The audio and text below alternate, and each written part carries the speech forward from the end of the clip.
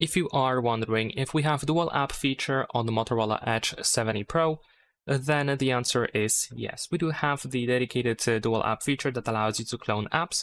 And as you can see here, I have an example. I have WhatsApp that I just duplicated. And if you want to do so, you can open settings, and then in here we should be able to go to apps. And then in apps, we have cloned apps, and you can clone some of the apps over here. So you should be able to find a plus on the right side to then create the second version of the same app, to duplicate an app. However, unfortunately, only some apps can be cloned over here by using this method.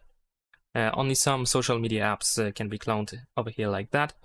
So as a result, you might want to use alternatives like, for example, the secure folder.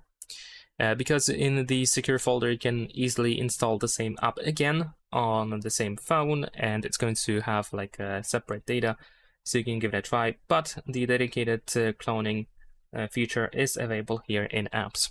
Leave a like and subscribe.